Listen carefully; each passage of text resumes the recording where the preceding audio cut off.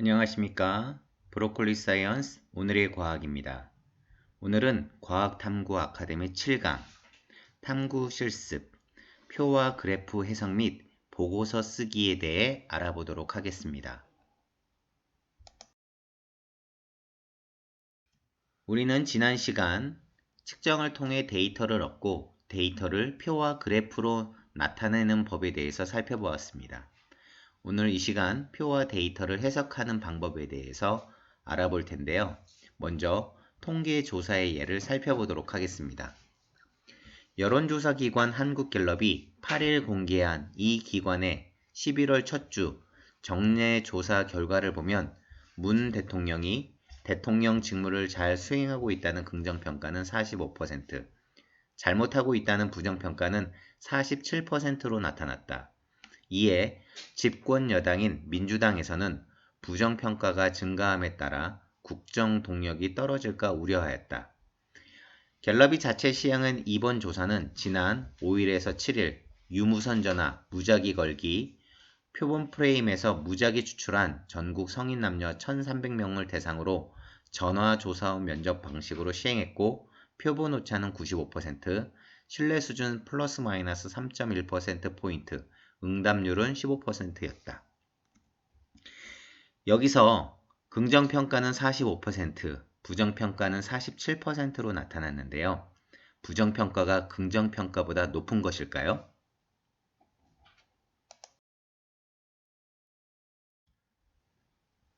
앞의 내용을 통계조사 해석을 해보도록 하겠습니다.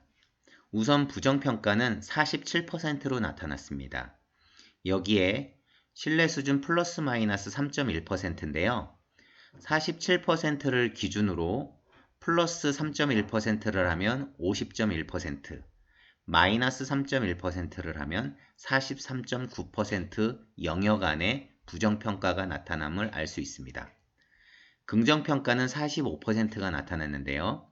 신뢰수준 플러스 3.1%를 적용해보면 최대 48.1%에서 최소 41.9%의 긍정평가 영역이 나타남을 알 수 있습니다. 여기서 우리는 다음 빨간 부분에 해당되는 것이 겹쳐지는 것을 알 수 있는데요. 긍정과 부정이 겹치는 영역입니다.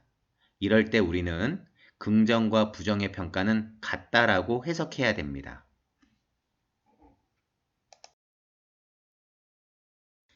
이것을 실원 그래프에 적용해 해석해 보도록 하겠습니다.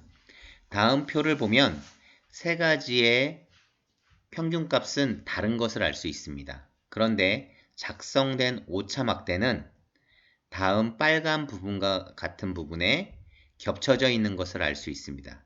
이럴 경우 평균값은 다르지만 다른 값이 아니라 같은 값으로 해석해 주어야 합니다.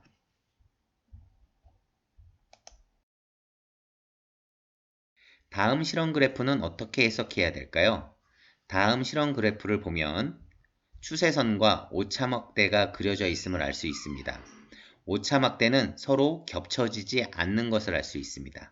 이럴 경우 우리는 세 값이 다른 값이라고 말해줄 수 있습니다.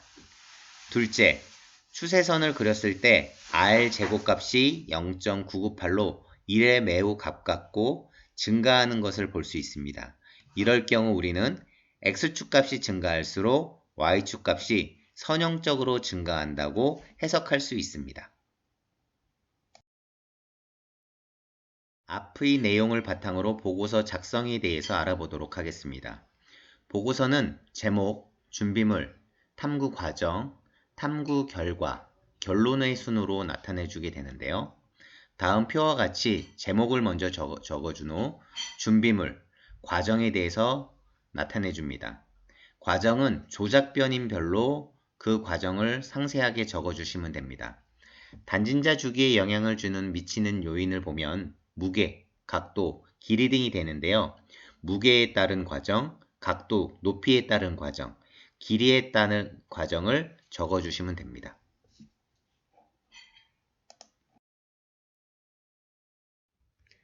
다음 탐구 결과는 탐구 과정을 통해 얻어진 데이터를 표로 나타내 주었습니다. 나타내진 표는 다시 그래프로 변환 과정을 통해 변했는데요. 그래프에서 오차막대 비교를 통해 분석하였으며 추세선을 통해서 선형적으로 증가하는지 일정하는지를 갖다 알 수 있었습니다. 오늘 이 시간 과학탐구 아카데미 시간에서 탐구 실습, 표와 그래프를 해석하고 이를 바탕으로 보고서 쓰는 것에 대해서 알아보았습니다. 브로콜리 사이언스 오늘의 과학이었습니다.